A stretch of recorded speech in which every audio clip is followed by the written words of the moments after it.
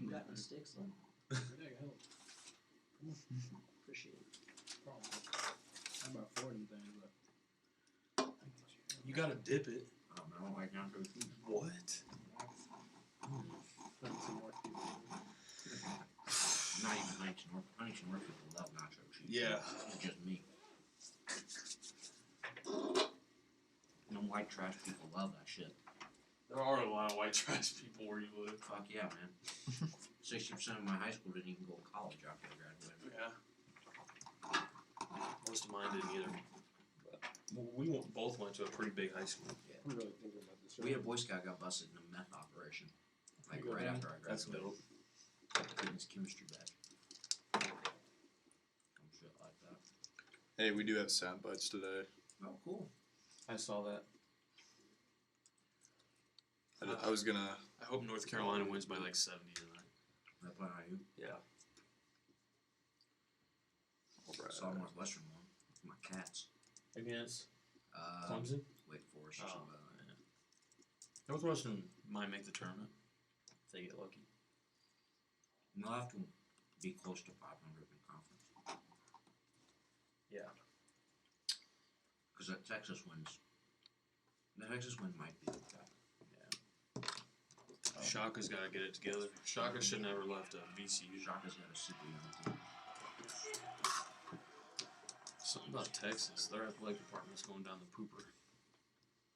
Unreasonable expectations Oh. from them. That kind of is expensive. It's $500 now. I thought it was going to be 200 there and back. Mm-mm. Southwest. It's the best, dude. Yeah? It's really expensive.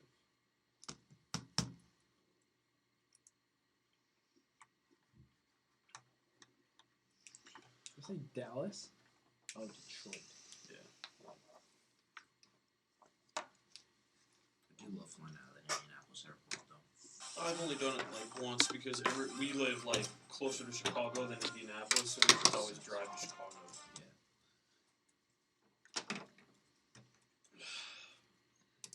Well, you do. What's the closest like major airport you live to? When I lived in, well, now my parents live in Indy, so. Oh, they do. Yeah. Trying to turn me down a little So bit. India's, but like. Yeah, I don't know what's but going on Huntington- before then, like, Fort Wayne had a. Like major airport was like Detroit, the closest major airport. No. Indy Indy. was 2 hours away. Oh yeah, it's got to be. All right, here we go. O'Hare was probably close. Yeah.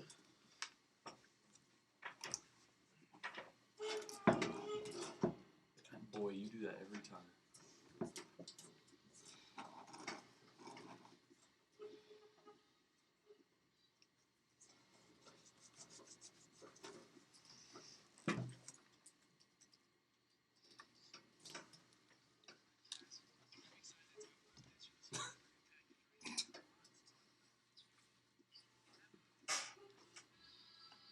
So yeah, just go off that rundown of that email, Oh yeah.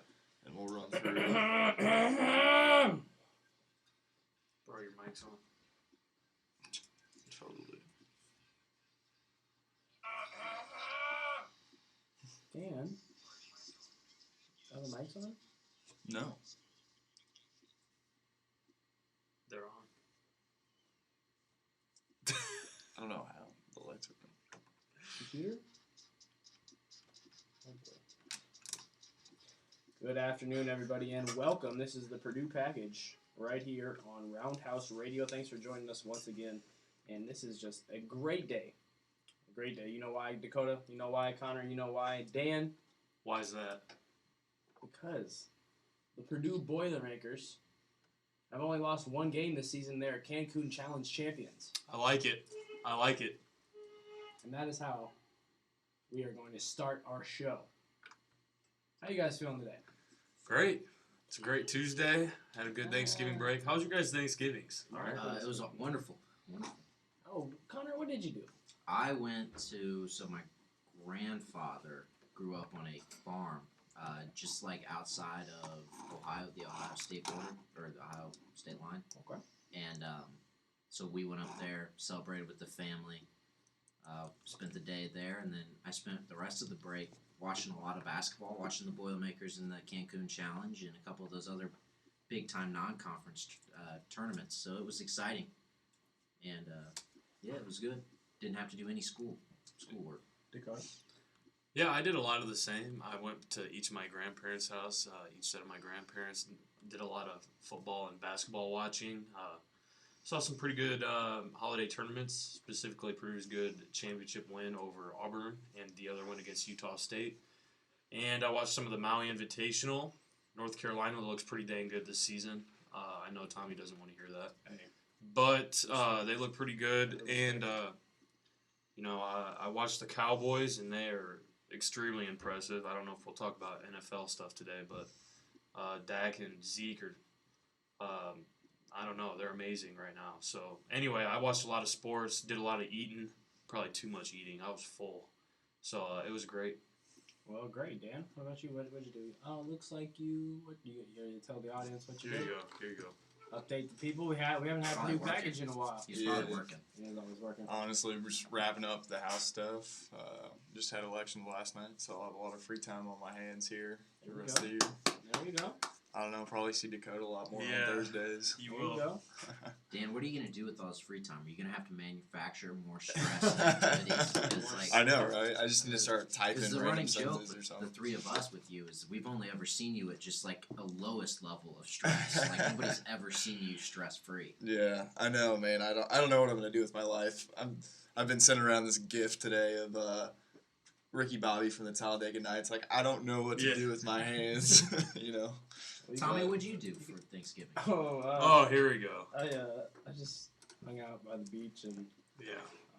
got some sun and was down in Mexico for 5 days. You know, so you guys tell me, for somebody that looks like he spent 5 days in Mexico, he Tommy doesn't doesn't look like he got tan. much I sun. know. I don't. Tommy doesn't you tan. So here was the thing. You about, tan as well as I do. No, here's the thing. I was kind of scared. So the first day I got out there, and I was actually getting burned. I could feel my skin getting burned. So I got scared because the Mexico sun is very different. It's not regular sun, guys. It's hotter down there. Right. So you Closer burn, to the equator. Yeah, you burn whatever it is. You burn quicker. So here we go. And Your logic is unbelievable. No, I know. I got bad logic all the time. But my thing was, I was like, I really don't want to come back here and burn.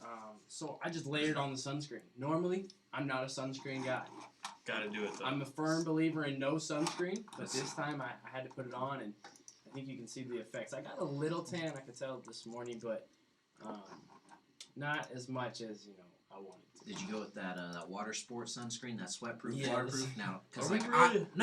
Dan or Dakota, All this right. is my wheelhouse right Okay, here. all right, Sunscreen, here all you right. go. Sunscreen is You gotta go. Connor's life. You gotta go 30 or 50 SPF. You gotta like get 30. that sweat-proof, that waterproof, and you recoat every half hour, 45 minutes, depending on your skin tone. Connor's Me, a I have to very- do it like every 5. But Connor's a fair-skinned fellow. Yeah, yeah. that's But so yeah, to that was say my the least. Thanksgiving. I spent it with the Purdue basketball programs, and it was fun. A lot of people were down there. A lot of people actually were supporting Purdue. The gym was all packed. It was amazing. It was to see how many people were down there. What was the comparison like in terms of like fan? There was no comparison. I swear. Purdue just outdid everybody Yeah. else. So Purdue, the first game that we played, Utah State. Utah State. Yeah. No, there was maybe 15 Utah Yeah. State people there, and Yeah. the rest were Purdue people. Auburn, they Jeez. brought a little bit more people, all their families, a few fans, and then, but there was two sides to the gym, obviously. Now, One side was just all Purdue people, and then one side was like half Auburn, maybe like a quarter Auburn, 3/4 Purdue. It was an amazing show. you called this a gym, but really So the lay gym- it out there for Let me us. tell you about this gym. This was a- gym, in It quotes. was a ballroom. Yeah. Low ceilings, which I think helped everybody shooting the ball well because you don't have as much. Yeah. Backs drop. Yeah, so Yeah. it was, and that's why we shot the lights out. Yeah. It was an easy shooting gym. It was very good. That's why we scored 96 points. Matthias went Exactly. And when you unconscious. can shoot like that from 3, I mean, the women's team shot. They went 50% from the field in every single game. And this was a team, that women's team. And this was is a team that was shooting 32% and losing to Southern Illinois by 3 points. It was totally a different team. Exactly. So there was a good venue. The beach was beautiful. It was a good trip. No, it was on a resort, right? Yeah, Hard Rock Hotel, very nice hotel. Can't complain, I wasn't with my family, but other than that, it's all good. 2 years in a row, but Yeah. last year Disney World, this year Cancun. I'm not going to complain. Yeah, that doesn't sound too There bad. are worse ways to spend it, right? There are worse ways. You didn't have to speak to those relatives that you don't really know. You're actually very correct, but if my relatives are listening right now, love you guys. Classic. All right, so let's talk about some basketball. I know Dan has a little clip from PJ talking about the success so far here in Cancun. Dan, you want to play that for us? Here it is.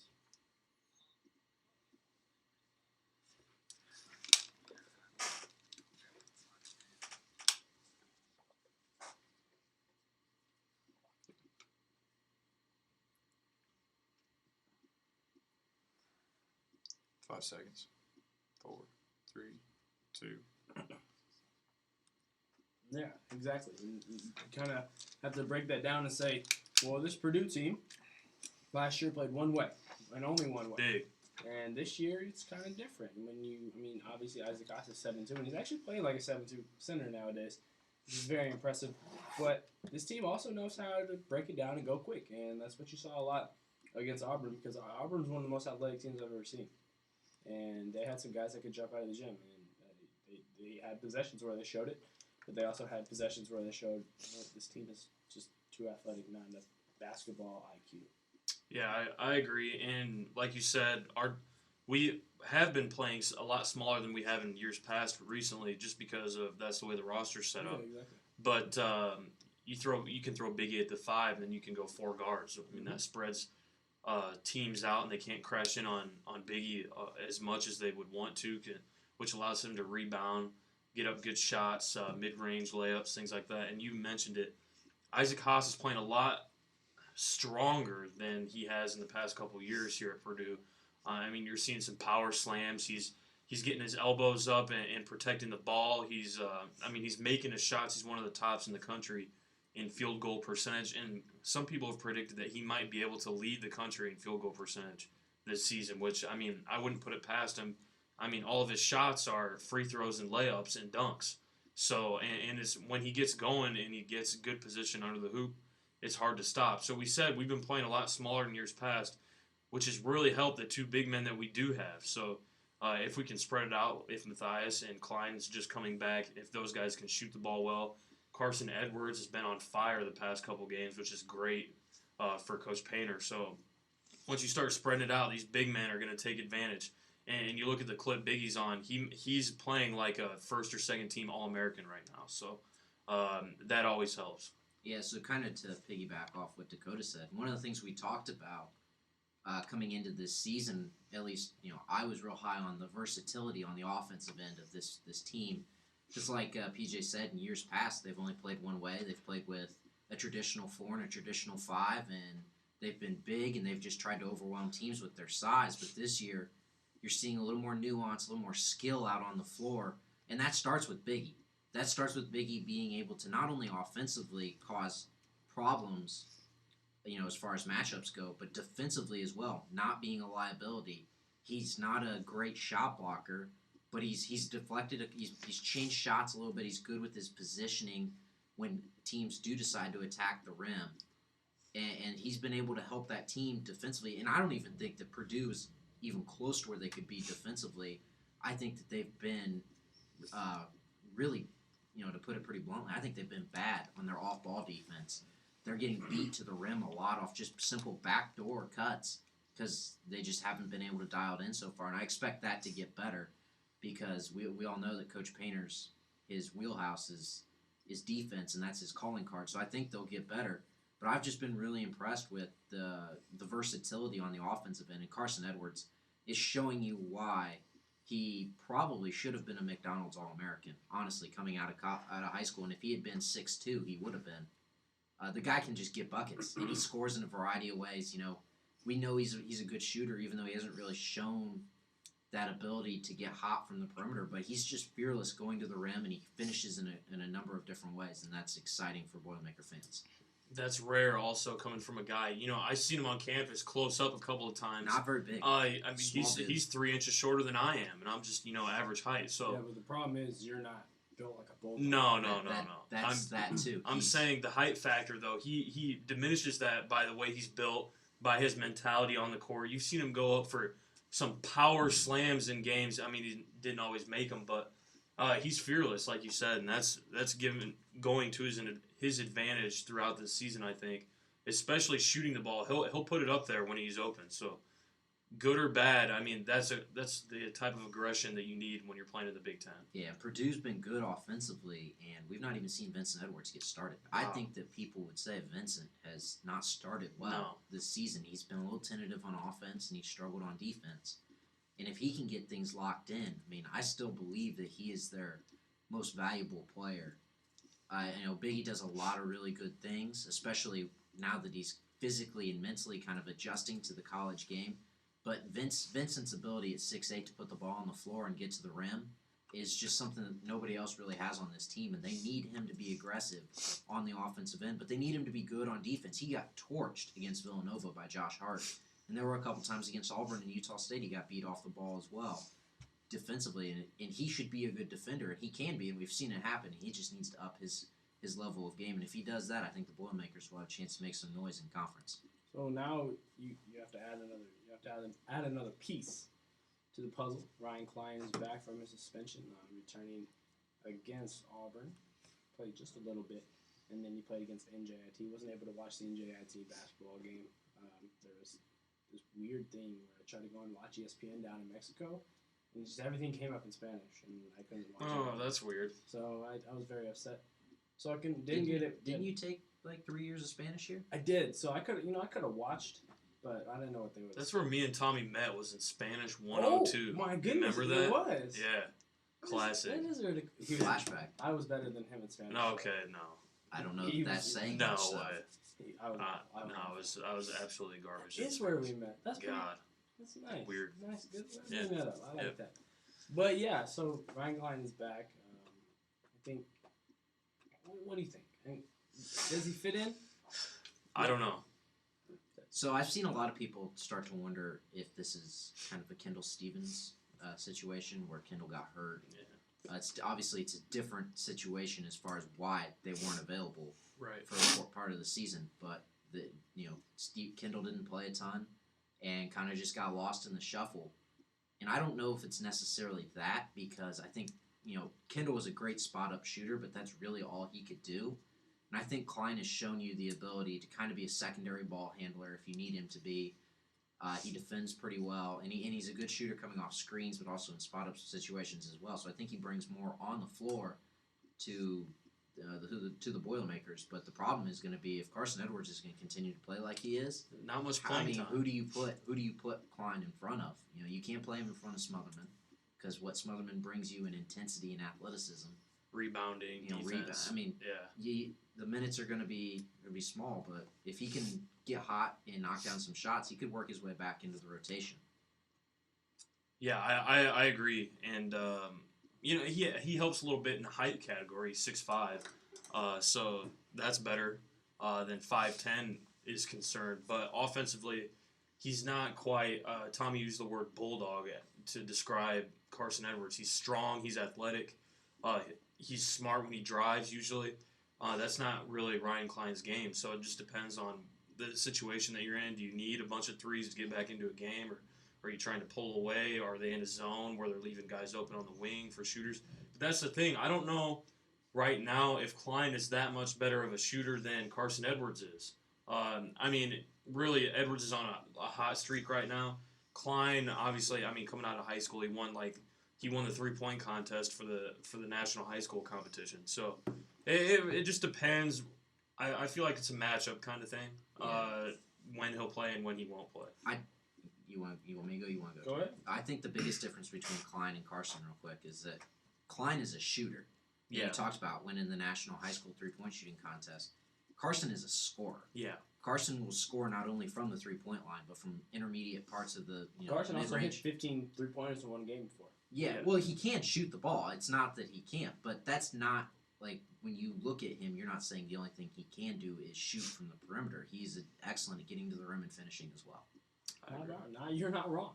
But the biggest test, I'd say so far, of the season is coming up on Wednesday.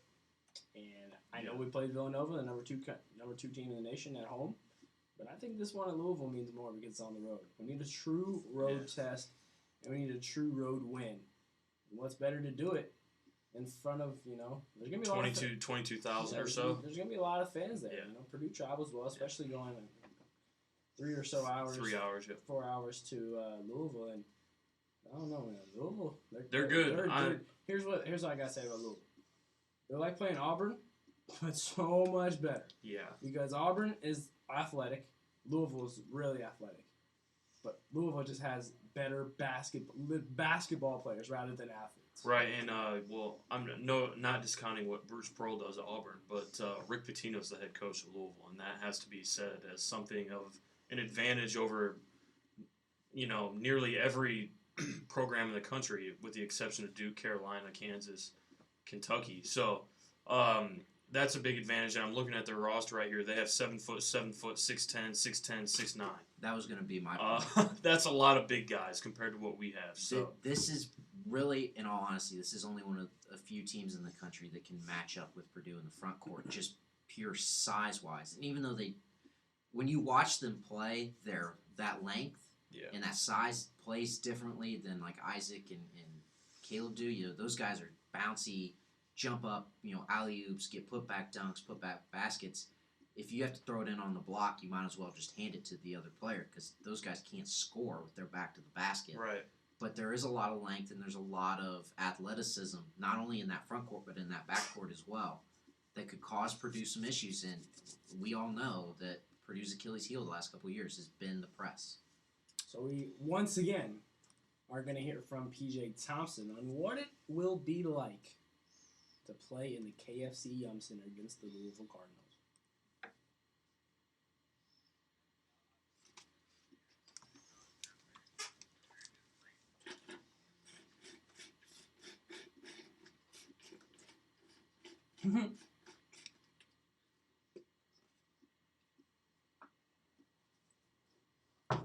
Three, two, one. Wow. He said it. They played horrible. Jeez. My microphone. They did play horrible last time. Yep. They played at the Yum Center. It's not hard to credit. They didn't play well. Now you got to come in. You got to play better than you played before. Just that simple. Well, they're going to press. Rick Pitino watches tape. The good coaches are watching tape and pressing us. Ron Hunter, he's a great coach. Honestly, I think he's better than a coach for Georgia State. Intelligence-wise, they pressed us the whole game. We had trouble. Louisville's going to come out and press. So can, Matthias, Thompson, Edwards, and possibly Klein get the ball up the court with at least a little bit of ease in order to get the offense set up, because we know what happened last year against Iowa. We're up 17 at half. They press. We blow it. So can this, press problem go away? I hope so, because, I think we have guys now. Spike Albrecht, I keep forgetting to mention him also, with experience and poise.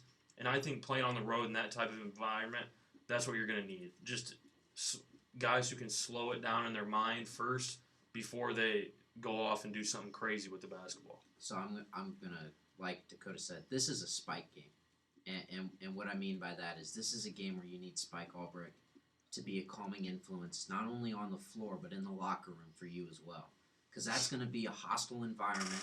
Louisville basketball fans are as passionate as they come. Went to a Duke Louisville game. They're rabid.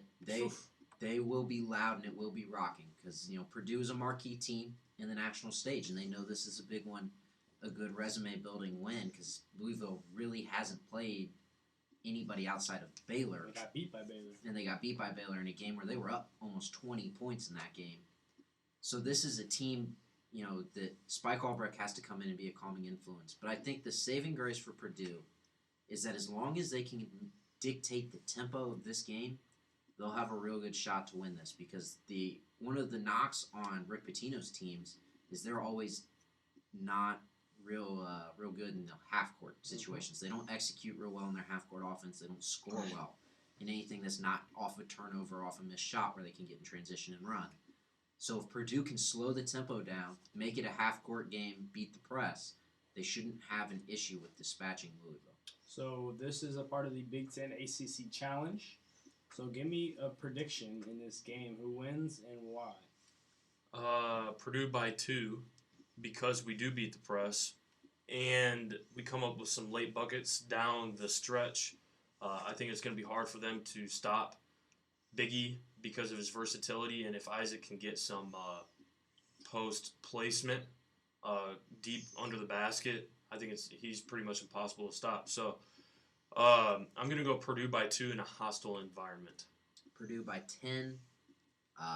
Louisville struggles in the half court offensively against Purdue's size and just overall discipline on their half court defense. They're able to break the press, very similar to what we saw against Auburn, where they're able to get some open looks, and if they knock those down, I think they won't have too tough of a time handling the Cardinals. Not bad, not bad. Gotta go Purdue, right? Gotta go Purdue. Have to. It will be a close game. I haven't seen a lot that I'm impressed by Louisville so far. I watched them play Baylor. I watched them play Toledo. I watched them lose the game. I know Baylor's a good team. Yeah, but, you can't.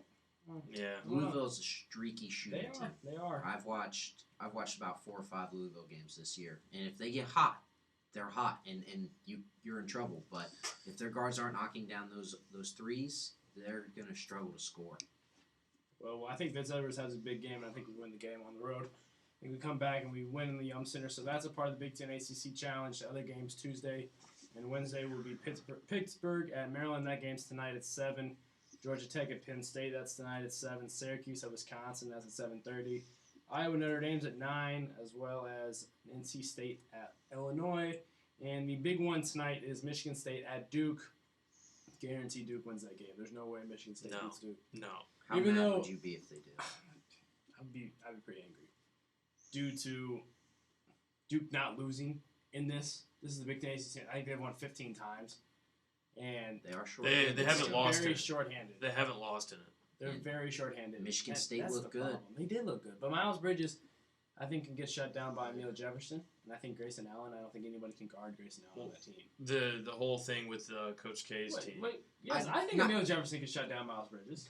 No, stop that. I think so. Stop that nonsense. No. Stop that Miles nonsense. Bridges is a top 5 pick. Emil Jefferson isn't going to play in the NBA. Well, that's not why. Well, that's part of it. I don't think that Emil Jefferson is mobile enough to drift to the perimeter and defend him off the dribble. I do. I think so. Oh, my. Okay, well, we'll see. Well, I think you're right, though. I'm going to watch the game. I think. Yeah. Well, I'm going to watch the game, too. What about the other game down south? What other game down south? We haven't got there. I don't yet. think Valparaiso's playing in this, are they? It's not. I'm only going through Tuesday's games. Or is it Evans? Wait, I Is thought- that who he's talking about? Evans. He's talking about Evans. IPOI? No. Wednesday. So Wednesday we I started. thought that was tonight. No, we started off 7:15 on Wednesday at Louisville. Virginia Tech's at Michigan at 7:15 as well. Rutgers at Miami at 7:15, and then the nightcap on Wednesday tomorrow. is North Carolina at Indiana. I had my days messed up. A lot of people like Indiana in that game. I Ohio State don't. at Virginia, Nebraska at Clemson are the last two. So North Carolina, Indiana. If you can't beat IPFW, you can't beat North Okay, Carolina. I'm but- sorry. That's a different environment. Yeah, you can't be like, oh, so remember when? Hold on, let me think. They lost to an extension school that's owned half Yeah, by but IU, you half have to by think. Purdue. Think about this though, Dakota. If you look at that IPFW roster, those guys a lot of those guys probably grew up IU fans, or at least Yeah, wanted I to play understand. for That's IU their and Super get- Bowl. That's their and Super get Bowl. passed B over. Scott plays at Yeah. IPFW, beat Indiana twice here. Yep. Yeah, I mean, 4-0. Most all time. from Indianapolis didn't get recruited by Indianapolis. Yeah. Recruited by IU. He went out there and beat them. The team's tough. And Yeah. I think Okay, it'll but be a good game, listen, but I think listen. Carolina will win. The team's tough, yes, but we're talking about North Carolina. This is 5-star recruits. This is It's number 3 in the nation. this is not IPFW. But You're not wrong. it's Assembly Hall, and Okay, as that's much as fine, we that's want, fine. as much as we love IU to beat knock, Kentucky. as much as we love to knock Remember that game? IU, on this program, you have to respect the I power do. of Assembly Hall I when do. IU's there. If they hit shots from the perimeter, North Carolina will be in for a struggle because North Carolina hasn't had to go on the road and play yet. This is their first true road test. We'll see. We'll have to see. So check in with us at Purdue Package on Twitter. We'll keep you updated with everything going. One of us, hopefully, will be in Louisville. I don't know who it will be. I Dan wanna might go. I heard it's Dakota might $12 go. for a ticket. Us three looked it up yesterday. Might go. Who knows? You might see me there. You might not. Yeah. Who knows? I will not be there. I have an exam. So I have an we can blame- exam We can blame Thursday Purdue morning. University for my lack of attendance. Yeah. Well, that's it. We're gonna go to a commercial break. We will come back and talk about the new football coach. Nope, there hasn't been a decision yet, so we'll just speculate some more. Why not? Thanks for joining us on Purdue Package. We'll be right back. Reckless speculation. I heard Nick Saban's coming. I did too. I heard we offered $12 million a year over 7 years. Bill Belichick. It's done. It's just waiting till the end. I'm of the sure year. I was wrong. Actually, I'm sure my sources. You thought it was Miles? I was told. I'm sure your sources too. Because my sources. It's gonna be flat. It's gotta be. It's got. I mean, I don't know. It's gotta be. No, it has I to mean, be. Fleck doesn't necessarily want to come here. It's No, like, but that fat paycheck, that's how much they're willing to pay him. and they're gonna pay $4 million a year. You think so? Purdue's never done that. That would be totally. That would be the We've- first time in Purdue We've athletic never history. been like 3-80 during a 4-year stretch. Yeah, but that doesn't mean that they're all of a sudden going to just hand out the big bucks because, I mean, I hope that means that kind of the narrative has changed. Well, are we just gonna accept mediocrity? That's the thing, It's what we did with the last athletic department. I don't think that Babinski is. dude. He's got a fire. He's got a fire lit under him. I think. We'll see. I heard Joe Tiller's coming back. Hopefully, out of Danny his Hope, round 2. grave. You know Joe Tiller's not dead, right? Yeah. But I'm just saying, he's like 80. He's like 80. I just wanted to make sure you. Oh, he's yeah. dead. Like, Dog, I know that. Come on. Healthy. leave that man alone. You can hear us. Yeah, that thing, dude. This doesn't shut off. It's from the computer. Oh yeah. Can't even hear the commercial. You can't even hear the commercials. You gotta shut that thing off.